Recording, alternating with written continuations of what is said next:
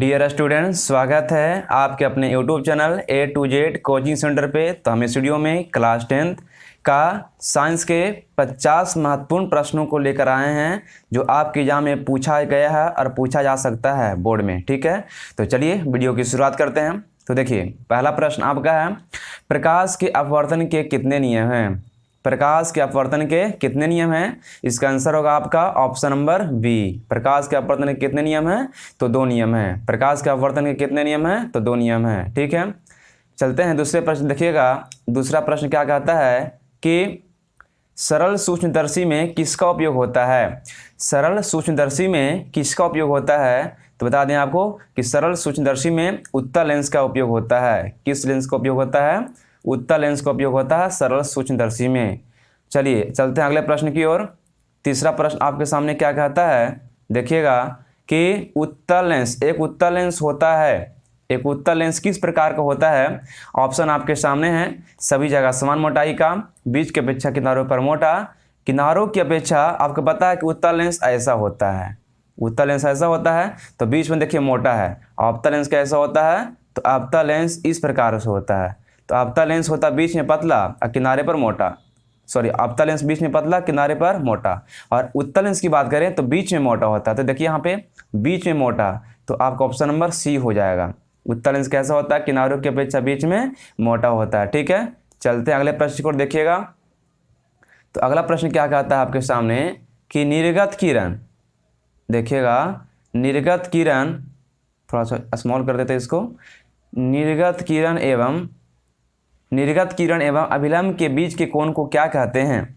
निर्गत किरण एवं अभिलंब के बीच के कोण को क्या कहते हैं? तो बता दें आपको, आंसर होगा निर्गत कोण। क्या आंसर होगा? निर्गत कोण कहते हैं। निर्गत किरण एवं अभिलंब के बीच के कोण को निर्गत कोण कहते हैं। चलिए चलते हैं अगले प्रश्न की ओर। तो देखिएगा, प्रश्न नंबर 5 की बात करें अगर, तो आपके सामने है कि 1 मीटर फोकस दूरी वाले उत्तल लेंस की क्षमता क्या होगा? तो आपको पता है उत्तल लेंस की फोकस दूरी पॉजिटिव होती है, अवतल लेंस की फोकस दूरी निगेटिव होती है। उत्तल लेंस का फोकस दूरी पॉजिटिव के कारण इसकी क्षमता भी जो है ना क्या होती है, पावर भी है ना क्या होती है, पॉजिटिव होती है। तो आपको पता है जब फोकस दूरी, अगर फोकल लेंथ अगर मीटर में हो तो क्षमता का फॉर्मूला होता है 1/f होता है। तो देखिएगा बराबर क्या करेंगे, 1/, फिर मीटर, फोकस दूरी के मान 1 है तो 1/1, यानी कि 1/1 तो 1 ना आएगा। मतलब बोलें अगर कि P बराबर आपका हो जाएगा 1, लेकिन उत्तल लेंस है ना, तो उत्तल लेंस का +1 क्षमता, यानी कि आंसर हो जाएगा +1। क्या हो जाएगा? +1। तो ऑप्शन नंबर आपका बी हो जाएगा। तो आपका आंसर क्या हो जाएगा? Option number B. ठीक है, चलते हैं अगले प्रश्न। देखिएगा, लेंस की क्षमता व्यक्त की जाती है। लेंस की क्षमता व्यक्त की जाती है, मतलब लेंस की क्षमता को हम किस प्रकार से डिफिनेशन दे सकते हैं? तो आपको पता होगा कि लेंस के फोकस दूरी के व्युत्क्रम को लेंस की क्षमता कहा जाता है। लेंस के फोकस दूरी के व्युत्क्रम को लेंस की क्षमता कहा जाता है। तो ऑप्शन नंबर डी हो जाएगा। लेंस की क्षमता का ऐसे मात्रक होता है डायोप्टर, जिसे डी द्वारा सूचित करते हैं। उत्तल लेंस की क्षमता पॉजिटिव होती है, धनात्मक, और अवतल लेंस की क्षमता निगेटिव होती है, ऋणात्मक होती है। इसका आंसर आपका ऑप्शन नंबर क्या हो गया? तो डी हो गया। इसका आंसर ऑप्शन नंबर क्या हो गया? तो डी हो गया। चलते हैं देखिए अगले प्रश्न क्या कहता है आपके सामने। तो देखेंगे अगला प्रश्न आपके सामने क्या कहता है। एक 7वां प्रश्न की अगर बात करें तो देखेंगे 7 नंबर प्रश्न की ओर। तो यहाँ बोला गया कि एक उत्तल लेंस की फोकस दूरी 20 सेंटीमीटर है, तो इसकी क्षमता क्या होगा? देखिए यहाँ पे फोकस दूरी सेंटीमीटर में है, तो आपको याद रखना है कि अगर फोकस दूरी अगर सेंटीमीटर में रहे तो क्षमता का फॉर्मूला लगाना है 100/f। तो देखिएगा 100/f का मान कितना है? f का मान है ना 20 है, तो 100/20 अब काटिएगा तो 20×5 कितना हो जाएगा? 100। मतलब बोलने कि 5 आया। कितना आया? 5 आया, लेकिन उत्तल लेंस ना है तो +5 हो जाएगा, डी हो जाएगा, मतलब +5d। तो आपको याद रखना है कि अगर उत्तल लेंस रहे तो क्षमता पॉजिटिव होगा, तो 20 है तो 100/f हो जाएगा, सेंटीमीटर में रहेगा तो आंसर आपका 5d + 5d, option number A is the right answer. ठीक है, तो 7 का आंसर क्या होगा? Option number A is the right answer. चलते हैं अगले प्रश्न। देखिएगा अगले प्रश्न क्या कहता है आपके सामने। तो प्रश्न नंबर अगर 8 की बात करें तो देखिए 8 आपके सामने है, ध्यान से देखिएगा। किसी उत्तल लेंस की क्षमता -2d है, डायोप्टर है, तो वह है, आपको बताए थे कि उत्तल लेंस यहाँ माइनस में है, तो माइनस में है इसका मतलब कि कौन सा लेंस होगा, अवतल लेंस होगा। तो अवतल लेंस की क्षमता माइनस में होता है, तो चाहे तो आपका आंसर ये वाला हो सकता है और चाहे तो आंसर आपका ये हो सकता है। अब आपको पता करना कौन होगा, तो देखिए -2D है, 2D है ना, तो आपको पता है कि P बराबर सूत्र होता है, P बराबर ऑप्शन आपका सेंटीमीटर में है, तो 100 बटा लगाना है क्या चीज F, 100 बटा F। अब P का मान कितना दिया गया है, तो 2, तो हो जाएगा 2 बराबर 100 बटा F, तो 50 दूनी 100 कट जाएगा, तो क्रॉस मल्टीप्लाई कीजिएगा तो F का मान 50 आ जाएगा। कितना आ जाएगा, 50 आएगा।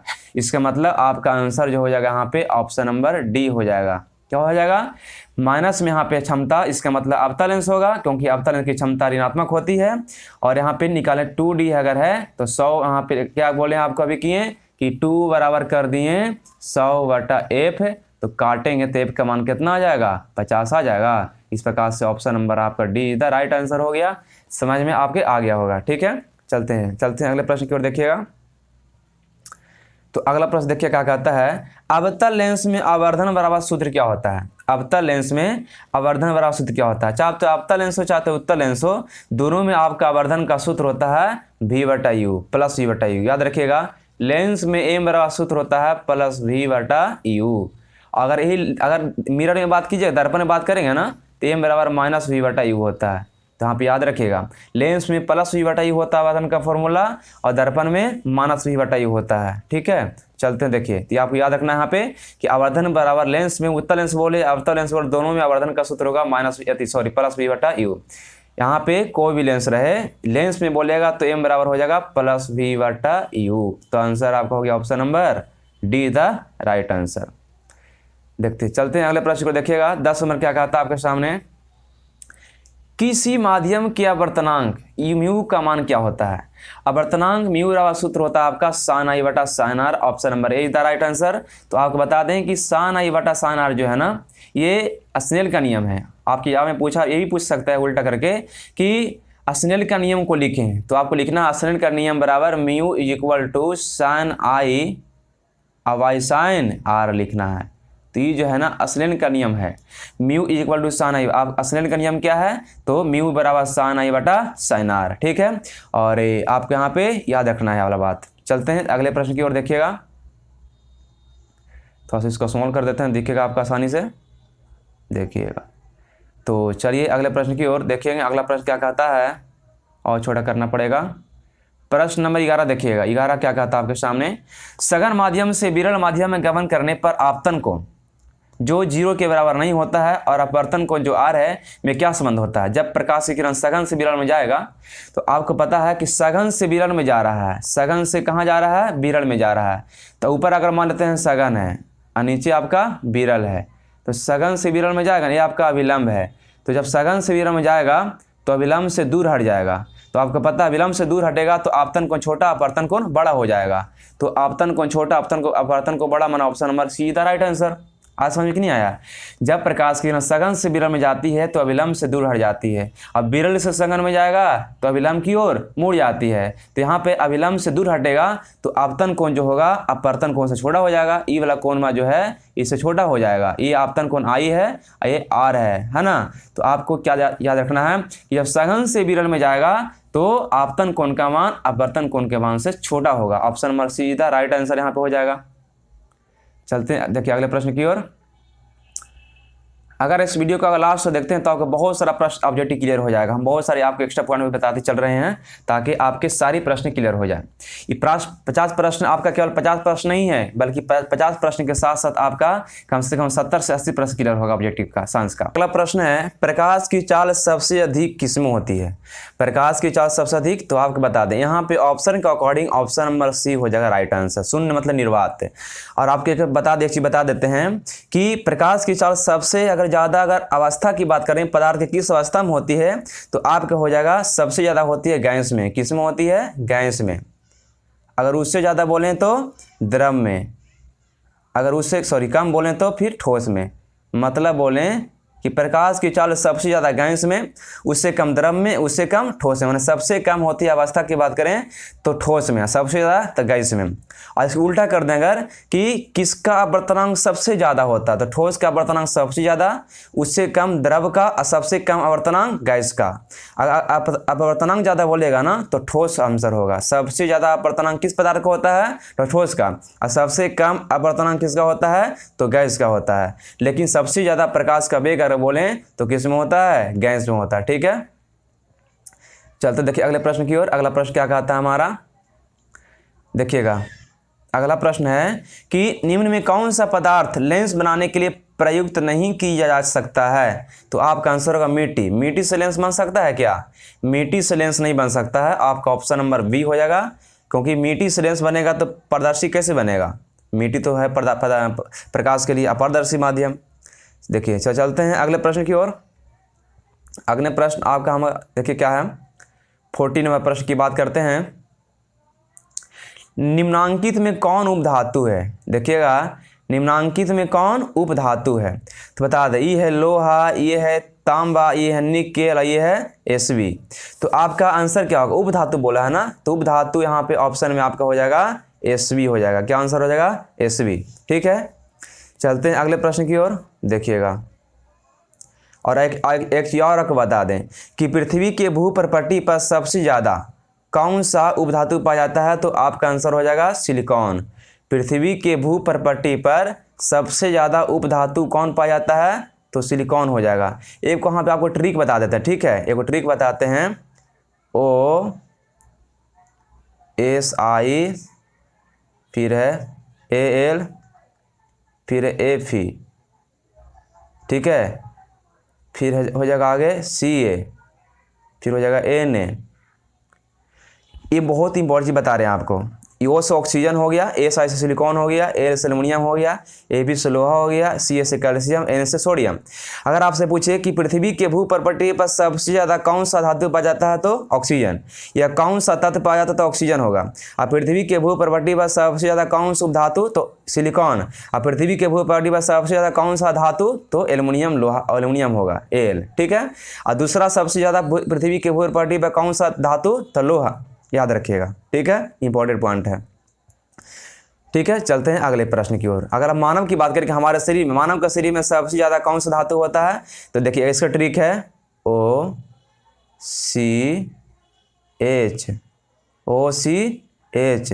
फिर N फिर Ca। तो देखिएगा हमारे मानव शरीर में सबसे ज़्यादा कौन सा तत्व होता है, तो ऑक्सीजन। कौन सा धातु होता है, ऑक्सीजन। और दूसरा सबसे ज़्यादा धातु तो कार्बन, और तीसरा सबसे ज़्यादा धातु तो हाइड्रोजन। अगर बोलें कि मानव शरीर में सबसे ज़्यादा कौन सा धातु होता है, तो कैल्शियम। मानव शरीर में सबसे ज़्यादा कौन सा धातु होता है, तो कैल्शियम होगा। ठीक है, याद रखिएगा, मोस्ट इंपॉर्टेंट पॉइंट आपको बताए हैं। चलिए चलते हैं अगले प्रश्न की ओर। देखिएगा प्रश्न नंबर 15। देखिएगा यहाँ पे आपको बोले ना कि हम 50 प्रश्न देखेंगे साइंस का, लेकिन 50 प्रश्न 50 नहीं रहेगा, बल्कि आपका कम से कम 70, 80, 90, 100 हो जाएगा।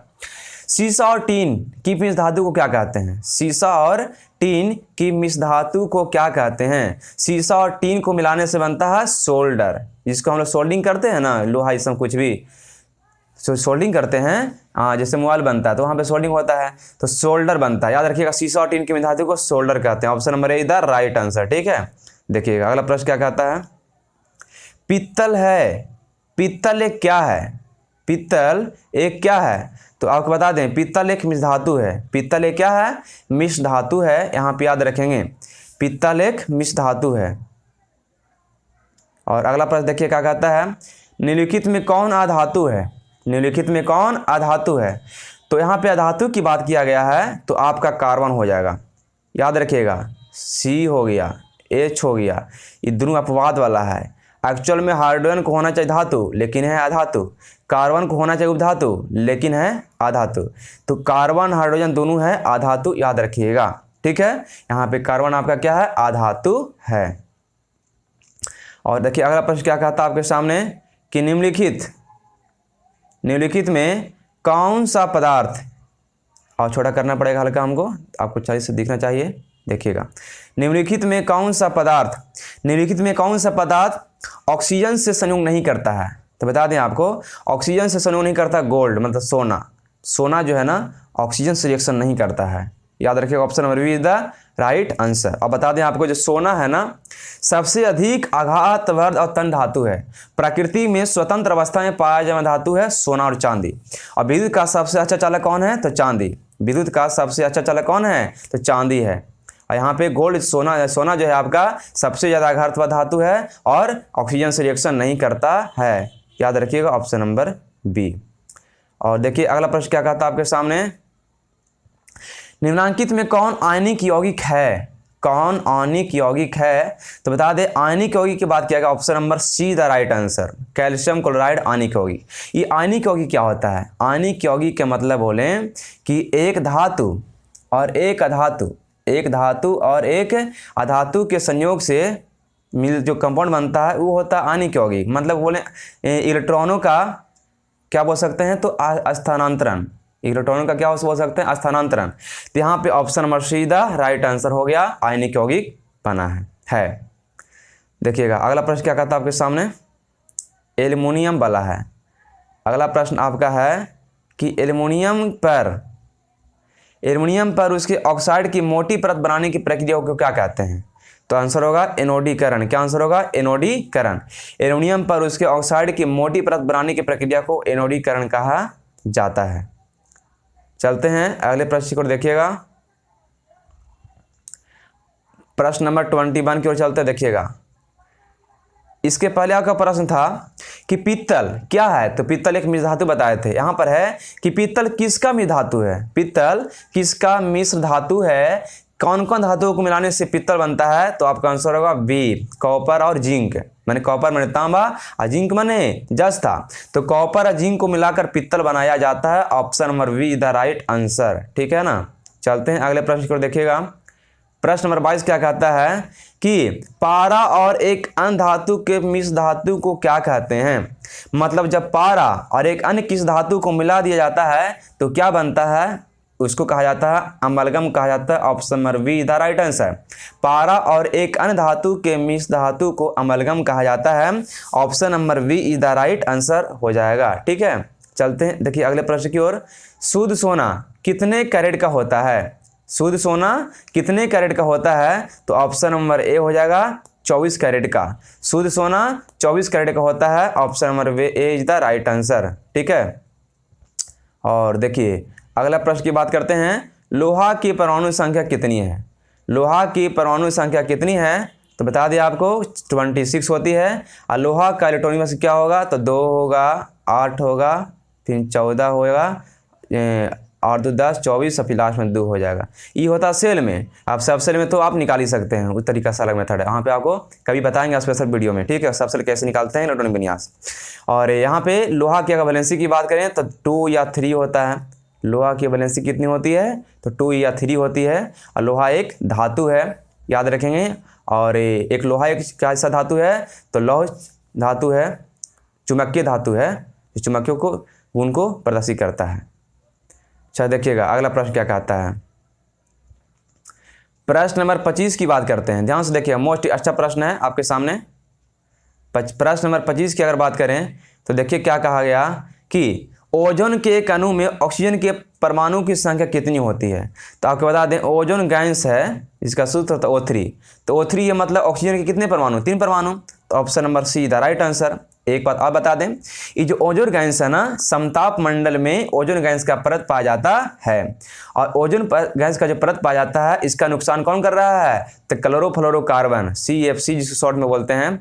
ये क्लोरोफ्लोरोकार्बन जो गैस है ना, रेफ्रिजरेटर मानव के द्वारा विभिन्न उपकरण जो उपयोग किया जा रहा है उससे CFC बनता है और ओजोन परत को नष्ट कर रहा है। ओजोन परत की इकाई को डॉप्सन कहा जाता है। ओजोन परत की इकाई को डॉप्सन कहा जाता है। और याद रखेंगे कि ओजोन दिवस कब मनाया जाता है? 16 सितंबर को मनाया जाता है। ओजोन दिवस कब मनाया जाता है? 16 सितंबर को मनाया जाता है। देखिए अगला प्रश्न क्या कहता है आपके सामने। N2 मतलब नाइट्रोजन गैस अणु में सहसंयोजक बंधकों की संख्या कितनी है? आपको पता होगा कि नाइट्रोजन का इलेक्ट्रॉनिक विन्यास होता है 2 5, 3 5 है। 8 पूरा करने कितना लेगा? 3 लेगा। मतलब बोले 3 लेगा, इसका मतलब 3 आंसर हो गया। तो नाइट्रोजन अणु में सहसंयोजक बंधकों की संख्या 3 होती है। कितना होती है? 3। 3 में 5 है तो 8 पूरा करने के 3 लेगा। इस प्रकार से आंसर कितना हो गया?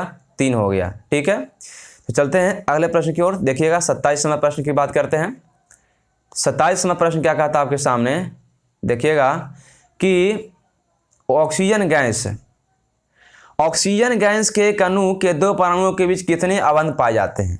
ऑक्सीजन गैस है ना, तो ऑक्सीजन का होता है परमाणु संख्या 6, 2 और 4 हो जाएगा, 6 हो जाएगा। क्या लिख दिए यहाँ पे आपके सामने? ऑक्सीजन का परमाणु संख्या 8 होता है, तो यहाँ पर हो जाएगा 2 और 6 हो जाएगा, 2 और 6 हो जाएगा इलेक्ट्रॉनिक विन्यास। अंतिम में 6 है तो 8 पूरा करने के लिए अंतिम में कितना? 2 लेगा। इसका मतलब आंसर 2 हो गया, बी हो गया। तो ऑक्सीजन गैस के अणु के 2 परमाणुओं के बीच कितने अबंध पाए जाते हैं? तो 2 अबंध पाए जाते हैं, 2 बंधन पाए जाते हैं, 2 बॉन्ड पाए जाते हैं। ऑप्शन नंबर हो गया बी राइट आंसर। और देखिएगा 28वां प्रश्न क्या कहता है। 28वां प्रश्न की बात करते हैं तो देखिएगा कि निम्नांकित में किस धातु का उपयोग खाना बनाने के बर्तन को बनाने के लिए किया जाता है? मैंने कौन सा इसमें धातु है? चारों में से किसका उपयोग खाना बनाने वाले बर्तन बनाने में किया जाता है? एल्युमिनियम। आपको पता भी होगा कि एल्युमिनियम का बर्तन बनता है, एल्युमिनियम का बर्तन बनता है। क्यों? क्योंकि एल्युमिनियम में जंग नहीं लगता है जनरली। तो option number D is the right answer हो गया। और अगला प्रश्न है कि निम्नांकित में से किस धातु को किरोसिन तेल में डुबाकर रखा जाता है? तो आपका answer option number B sodium हो जाएगा। ऑप्शन नंबर बी, सोडियम को किरोसिन तेल में डुबोकर रखा जाता है। सोडियम को किरोसिन तेल में डुबा के इसलिए रखा जाता है क्योंकि किरोसिन तेल में सोडियम सुरक्षित रहता है, याद रखेंगे। और देखिए अगला प्रश्न क्या कहता है आपके सामने कि कमरे के ताप पर द्रव अवस्था में रहने वाली धातु कौन है? कमरे के ताप पर द्रव अवस्था में रहने वाली धातु है कौन? तो पारा। और कमरे के ताप पर द्रव अवस्था में रहने वाला अधातु बोलेगा ना तो ब्रोमीन होगा। अधातु बोलेगा तो आंसर क्या होगा? ब्रोमीन होगा। कमरे के ताप पर कौन सा धातु होता द्रव? तो ब्रोमीन। अधातु बोलेगा तो पारा। और कौन सा अधातु है जो चमकीला होता है? तो आपका आयोडीन हो जाएगा। और बोलेंगे अगर कि कौन सा अधातु जो है विद्युत का सुचालक होता है तो ग्रेफाइट हो जाएगा। और कौन सा तत्व जो है सबसे कठोर पदार्थ होता है तो आपका हीरा हो जाएगा। कौन सा पदार्थ सबसे कठोर है? तो आपका हीरा हो जाएगा, जो कार्बन का प्रूफ है। ठीक है, यह सब प्रश्न याद रखिएगा, पूछा जाता है प्रश्न। अगला प्रश्न देखिए आपके सामने क्या कहता है कि निम्नांकित में किस धातु को चाकू से काट सकते हैं आसानी से? सोडियम को। किस धातु को आसानी से हम चाकू से काट सकते हैं? तो सोडियम को हम आसानी से चाकू से काट सकते हैं। Option number C is the right answer. Option number C is the right answer. आगे देखिएगा प्रश्न नंबर अगर बात करें 32 की अगर बात करें तो निम्नांकित में कौन आयनिक यौगिक नहीं है? आयनिक यौगिक नहीं है, option number D the right answer. Option number D the right answer, CO2 carbon dioxide gas. अगर हम इसके बारे में थोड़ा सा बात कर लें तो हमारे वायुमंडल में CO2 की मात्रा 0.03%, 0.03% याद रखिएगा CO2 की मात्रा। ऑक्सीजन की मात्रा कितनी है? तो लगभग 21% है। और N2 की और नाइट्रोजन की मात्रा कितनी है? तो लगभग 78% है। आप इसे याद रखेंगे। अगला प्रश्न है उड़हुल किस प्रकार का फूल है? उड़हुल जो है ना, उड़हुल किस प्रकार का फूल है? उड़हुल की यहाँ बात किया गया है। उड़हुल किस प्रकार का फूल है? तो आपको बता दें उड़हुल एक लिंगी फूल है। कैसा फूल है? एक लिंगी फूल है। चलते हैं अगले प्रश्न की ओर। देखिएगा अगला प्रश्न आपके सामने क्या कहता है।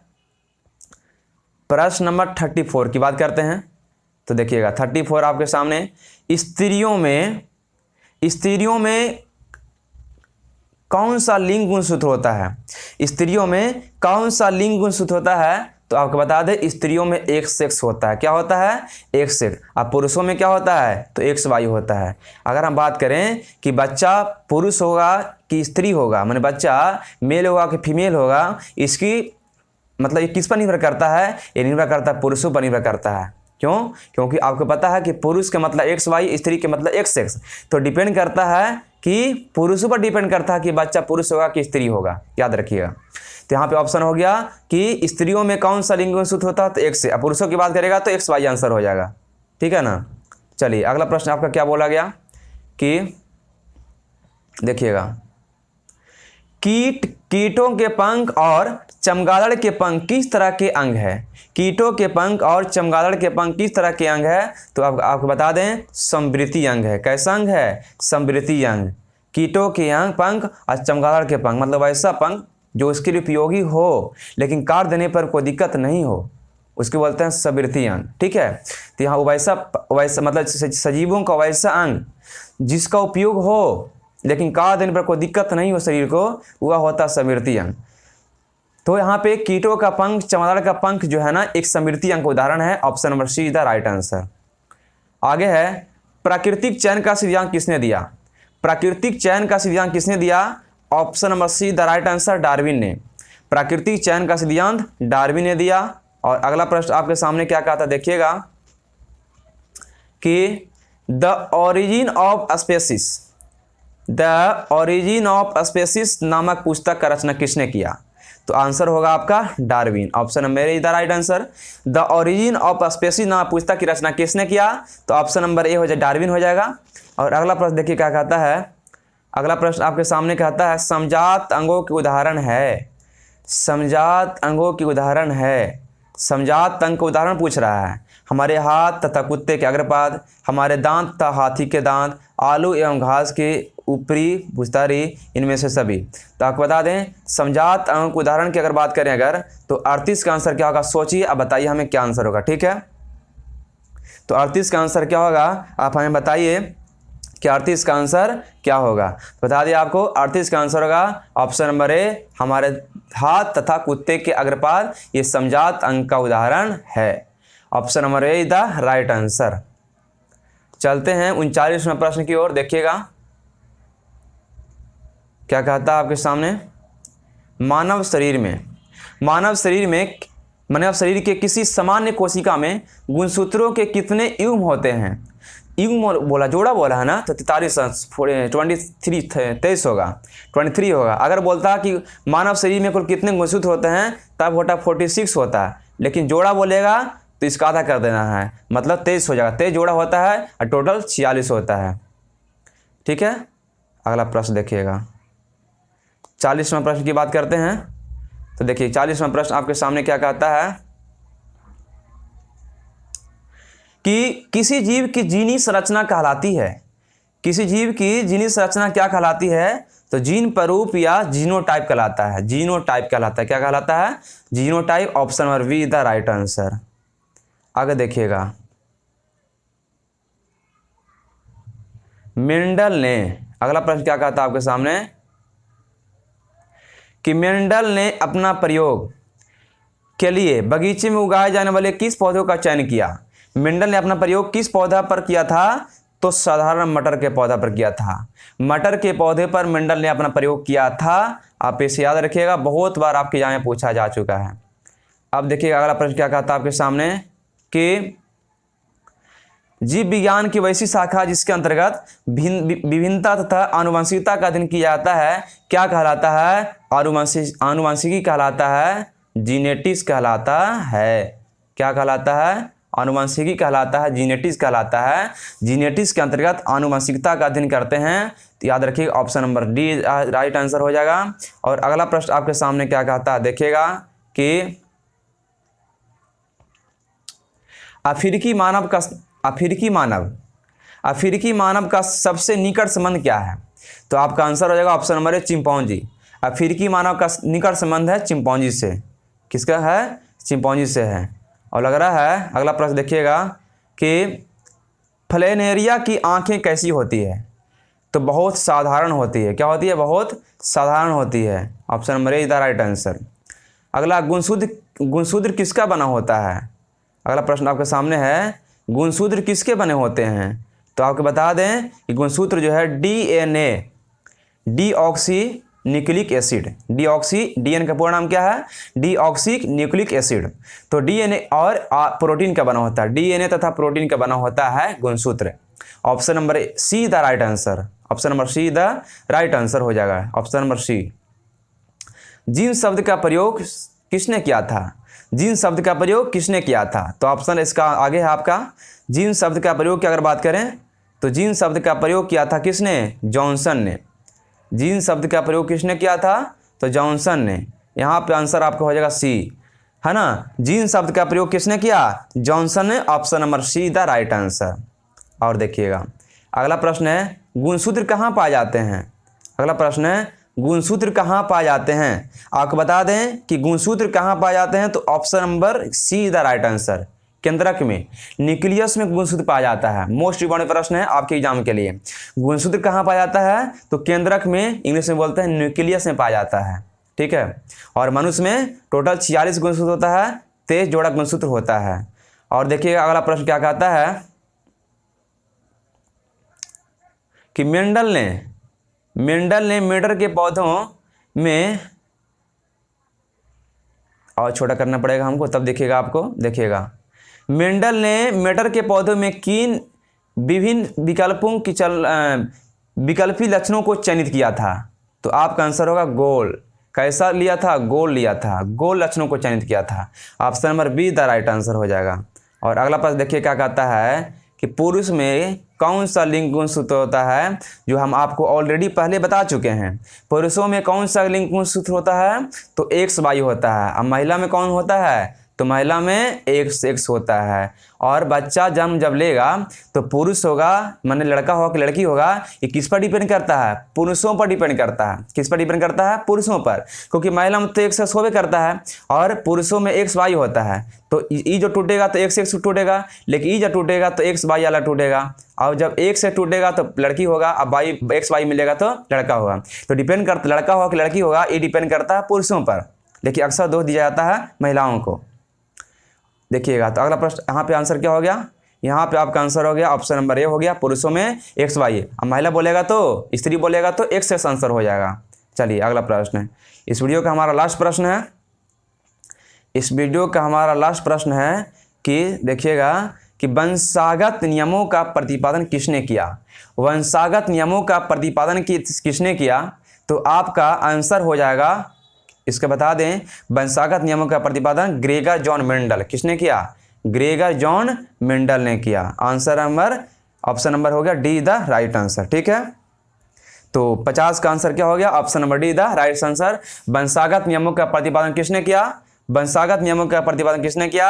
तो ग्रेगर जॉन मेंडल। इस प्रकार से इस वीडियो में हमने 50 ऐसे प्रश्नों को देखा जो आपके एग्जाम में पूछा गया है और आने वाले बोर्ड में पूछा जा सकता है।